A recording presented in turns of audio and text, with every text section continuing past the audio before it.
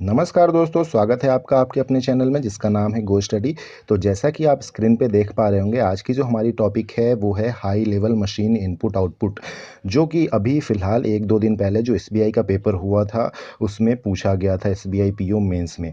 तो ऐसा देखा गया है कि एसबीआई पीओ के मेंस में जो क्वेश्चन पूछा जाता है ज़्यादातर वो फॉलो किया जाता है आईबीपीएस मेंस में भी। तो मोस्ट प्रोबेबली ये चांसेस हैं कि आईबीपीएस मेंस में भी ऐसे क्वेश्चन आपको देखने को मिले। ये क्वेश्चन देखने में डरावना ज़रूर है, बॉक्स टाइप के क्वेश्चन है, इसमें बहुत सारे नंबर भरे हुए हैं। ये चूँकि डरावना इसलिए लग रहा है क्योंकि ये पहली बार आया है पेपर में। हालाँकि जब इसको सॉल्व करने के लिए जब आगे जाएँगे हम, तो देखेंगे कि ये पुराने वाले मशीन इनपुट आउटपुट से भी बहुत आसान है। तो जैसा कि एसबीआई का पेपर आप सब बता रहे हैं कि काफ़ी टफ़ आया था और जो कि आया भी था, तो इस हिसाब से कट ऑफ थोड़ी कम होने वाली है। और वैसे में जब ये आप 6 नंबर वहाँ से आप ले सकते हैं इतना ईज़िली, तो कट ऑफ पार करना काफ़ी आसान हो जाता है वैसे टफ़ पेपरों में। एसबीआई पीओ के मेंस में इसमें से 3 क्वेश्चन आए थे, 2-2 नंबर के 3 क्वेश्चन यानी 6 मार्क्स के क्वेश्चन थे। तो अगर पैटर्न को किसी ने उस टाइम पे आसानी से समझ लिया होगा तो 6 मार्क्स मुश्किल से 1 से डेढ़ मिनट के अंदर ला सकते हैं। तो यहाँ पे देखते हैं, क्योंकि ये मोस्ट प्रोबेबली है आईबीपीएस में भी आए, तो इसको एक बार देख लेते हैं कैसे बनाते हैं नए टाइप के पैटर्न को। तो इसमें क्या होता है, क्वेश्चन पहले मैं पढ़ के बता देता हूँ क्या होता है क्वेश्चन। तो क्वेश्चन कुछ ऐसा होता है, जैसा कि आप देख पा रहे होंगे मैंने यहाँ पे लिखा है कि in a given machine there are 7 two digit numbers. देखिए इनपुट में 7 नंबर दिए हुए हैं, टू डिजिट नंबर्स हैं सारे। तो in a given machine there are 7 two digit numbers given as input, ये इनपुट दिया गया है। Step 1 is obtained by multiplication of input number या digit in a particular manner. यानी कि जो स्टेप 1 है, यहाँ पे स्टेप 1 जो है, ये 3 नंबर दिख रहे हैं आपको, ये ऐसे प्राप्त किया गया, ऑब्टेन किया गया है इस इनपुट से। ये स्टेप 1 को निकाला गया है एक प्रॉपर मैनर में ऑपरेशन करके, कुछ इसके साथ किया गया होगा जिससे ये स्टेप 1 निकल के आ रहा है। अच्छा, आगे पढ़ते हैं। Similarly step 2 is obtain bye operation other than multiplication. यानी कि ये कह रहा है कि फर्स्ट जो स्टेप है वो मल्टीप्लिकेशन करके आया है, और जो सेकेंड स्टेप है वो मल्टीप्लिकेशन को छोड़ के बाद बाकी कुछ किया गया होगा। मल्टीप्लिकेशन नहीं किया गया है, कुछ छोड़ के कुछ और ऑपरेशन किया गया होगा और सेकंड स्टेप निकाला गया होगा। सिमिलरली थर्ड स्टेप भी वैसे ही होगा, मल्टीप्लिकेशन को छोड़ के या जो भी सेकंड स्टेप में जो भी प्रक्रिया हुई होगी उसको छोड़ के जो बचा हुआ प्रक्रिया हुआ होगा वो थर्ड में आया होगा लगा के आंसर। तो वैसे ही दिया हुआ यहाँ पे। Step 2 is obtained by taking step 1 as a input. Similarly, step 3 and step 4 are obtained by taking previous steps as an input। यानी कि जो स्टेप 1 जो आया है इसके लिए इनपुट का काम कर रहा है ये, और फिर जो स्टेप 2 आया है उसके लिए इनपुट का काम कर रहा है ये स्टेप 1। यानी कि जो स्टेप आया है प्रीवियस स्टेप उसका इनपुट बताया जा रहा है यहाँ पे। अब देखते हैं आगे क्या कहता है। Obtain by okay, at least 1 digit of the number is taken in operation to obtain digit या नंबर ऑफ नेक्स्ट स्टेप।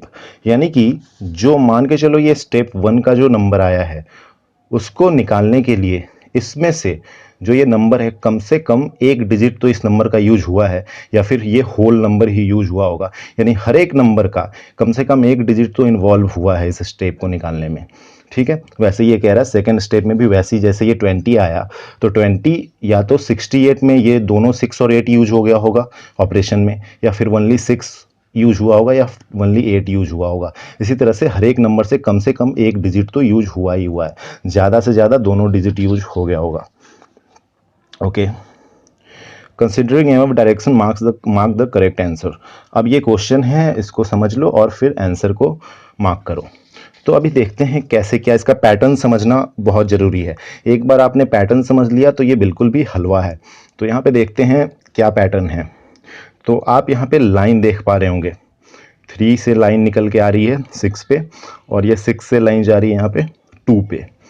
और ये हमें पता है कि कुछ मल्टीप्लिकेशन हुआ होगा और स्टेप 1 आया है। यानी कि ये जो 68 है ये कुछ मल्टीप्लिकेशन हुआ होगा इसमें और ये आया होगा।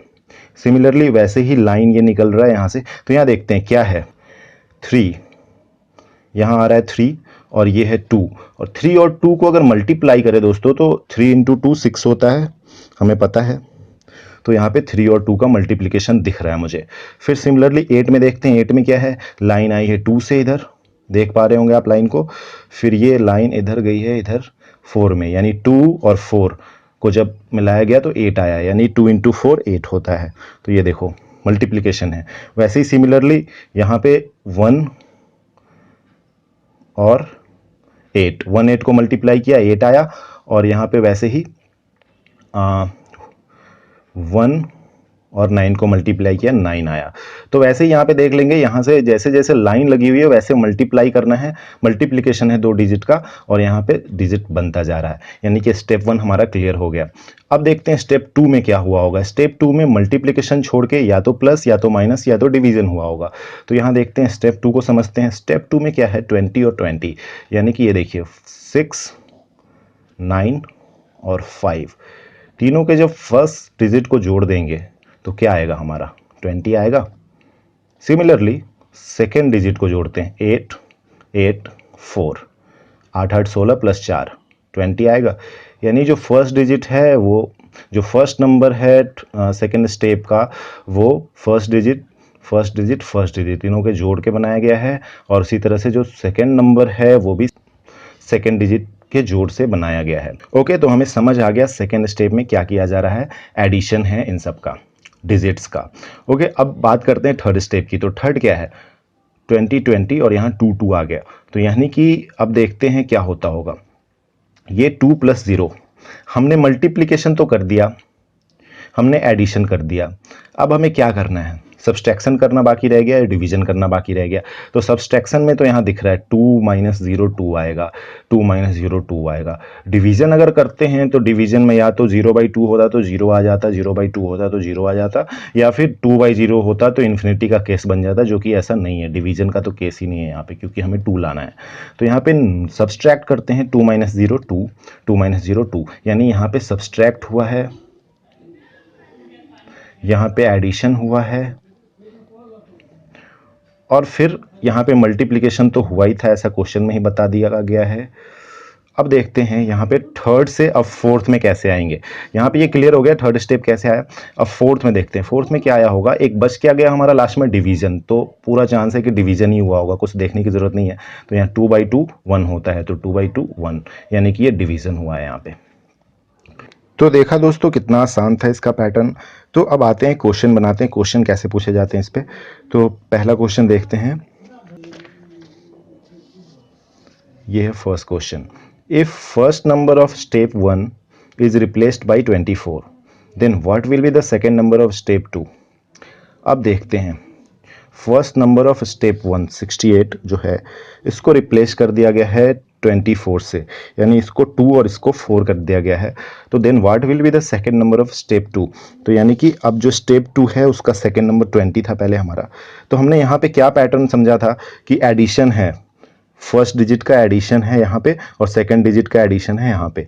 तो हमसे पूछा जा रहा है कि सेकंड जो स्टेप है उसका सेकंड नंबर चाहिए हमें।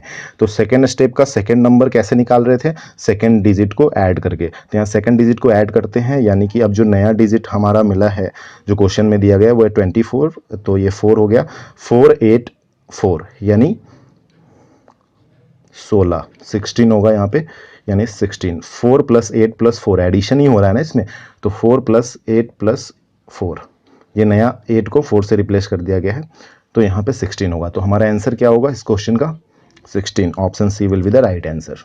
तो देखा कितना आसान था इसको करना। ओके, अब नेक्स्ट क्वेश्चन देखते हैं। नेक्स्ट क्वेश्चन में कहा जा रहा है कि what will be the first number of step 1 if step third is 16 और 18।